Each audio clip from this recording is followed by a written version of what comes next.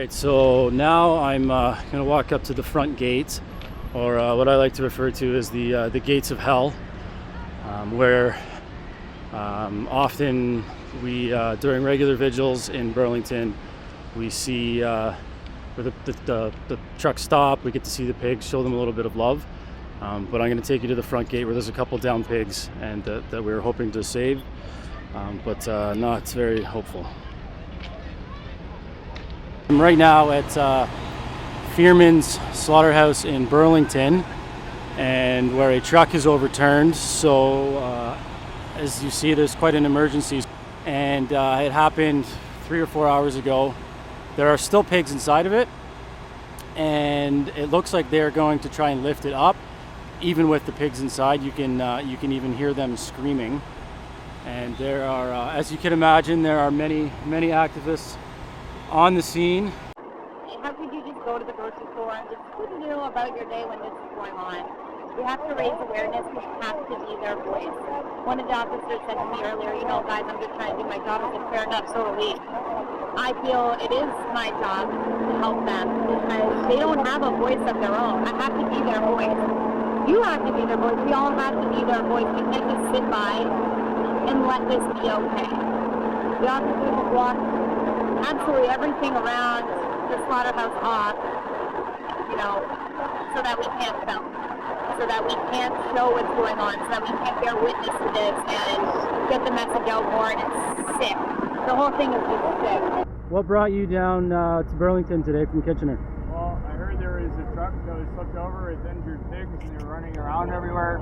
My hope was that we could have taken some pigs and rescued them, brought them somewhere nice and safe, but instead they still have live animals on the truck here. Apparently they're going to put it with animals bleeding in the truck. I don't know what could be more cruel to animals than having them in a truck and jolting around, possibly getting their bones broken even more than they already are.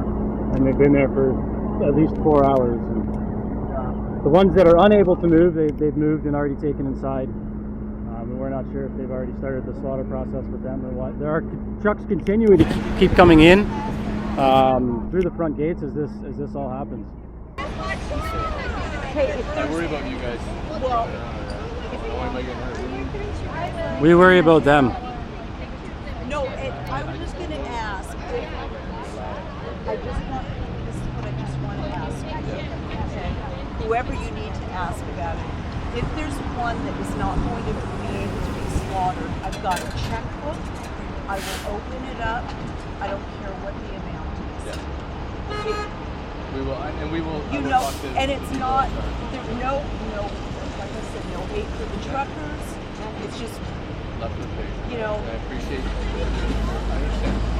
So if you can do whatever, I mean, I would really appreciate it.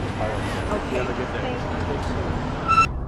you. They are using a forklift to pick up these poor babies that have been drowned because they can't find another way. There's a lot of emotions.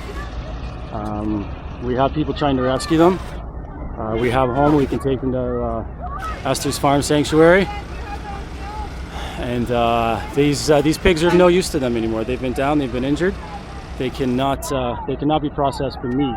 So instead of giving them a happy home, they're choosing to euthanize them for no logical reason whatsoever. And as you can see, there are some horrified people that this is actually the decision that they are taking.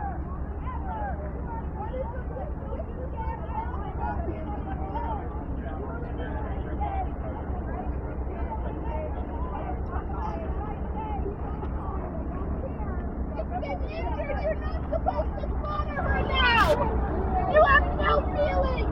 You cannot slaughter her. You know it's against the law. You know it's against the law. This gentleman here. Shame on you. Shame. Is the owner. Shame. He's the one that makes the decisions. Shame. He's the one that decided instead of rescuing to just euthanize them. Shame. Don't you dare ask for mercy for yourself, ever. You will remember this day. Don't you dare ask for mercy for yourself, sir. Don't you dare. It's tough to witness this, and compose yourself and keep your emotions.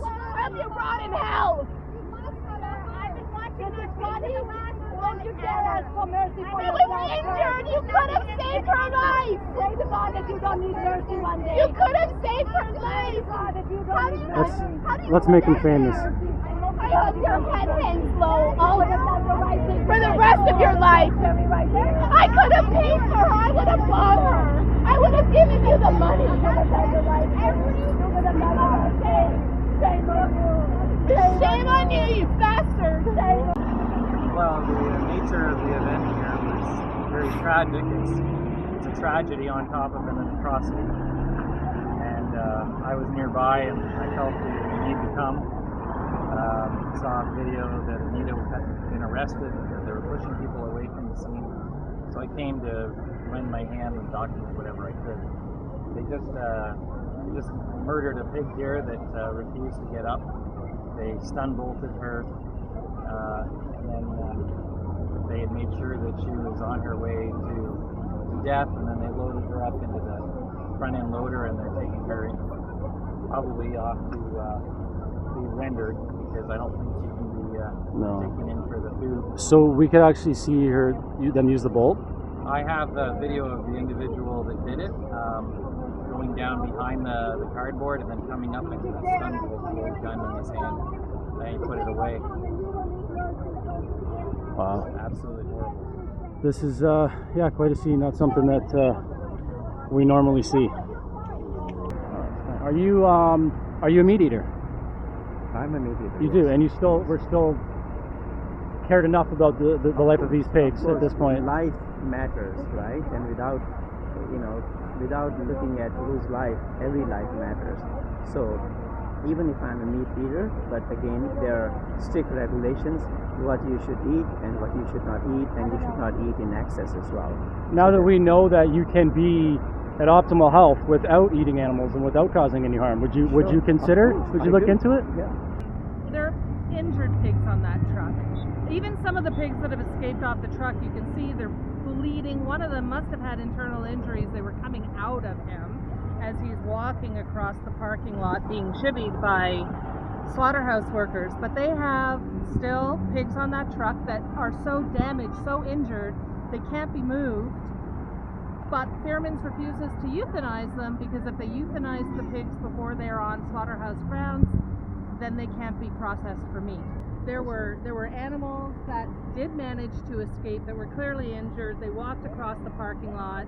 Of course, Fairman's has nothing to hide, and that's why they have lines of slaughterhouse workers with cardboard and boards shielding what's going on. Somewhere inherently there is such shame and evil going on here that they do not want people to see what's happening.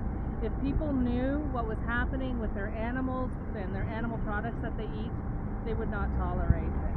So it's been a really covert action on Fairman's part. It's been a terrible accident. People's tempers have been frayed. Even the police were pushing and shoving. For the first time in my life, I'm over 50 years old, I got shoved by a police officer as I crossed on a green light. That was pretty surprising to me. So tempers are high. A lot of emotions. A lot of emotion, a lot of passion, a lot of polarity here too. But we, as much as we want to be here for the animals, we can't help them, but we can help raise awareness. We've got traffic piled up here, people rubbernecking. It's an opportunity to talk to them. And they, as you can see, are going to try and lift this truck with, we don't know how many pigs inside still.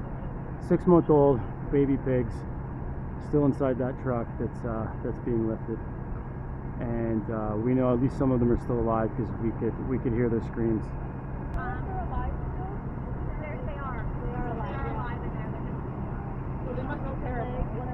I'm here now with Mary Chris, who is one of the longtime original activists in Toronto. Mary Chris, how long have you been an animal activist for? 6 years. 6 years. Have you ever seen anything like this? Never. This is maybe the worst thing I've ever seen. It's funny. I pride myself. I do so much outreach, reaching out to people and trying to be compassionate with people as well. And all I could feel when I got here was my heart was broken and I was angry. I was just angry. All the anger came up today, and I think what was hardest is I was trying to let the people on the street know what was happening, and I was just shocked at the response from the people, like just, you know, the I love bacon comments and the things like this in light of something just like this. So it was tough. It was really tough. I was just really emotional. It just got the best of me. I just wanted to scream. I just hate the world right now. But we're gonna change it, right? We're changing the world. There's no question. And you know, and my only hope is that out of this disaster comes some awareness. And I know there are way more good people in the world than there are bad. I know that in my heart. And we just saw some of the worst of it today. But the good ones are out there, and hopefully this travels far and wide and only helps our cause. So everything is pretty much cleaned up. As you can see, there's the truck. What's left of it, it's being taken away. Still some police presence. They actually brought in the tactical squad when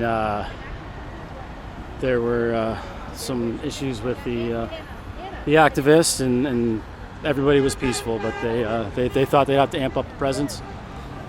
And there was a lot of people that came down. There were meat eaters that still thought this was horrible, and what we need is to get through to them and to show them you know, what's happened to these pigs today. Just because it was in public, it happens every day, and there are about 10,000 of them every day at this plant in Burlington, and it's completely unnecessary. It is done solely for human pleasure and greed, and we do not need to consume animal products to survive and be at optimal health. And there's absolutely no excuse for it. And hopefully this could have at least brought some awareness and spread the word.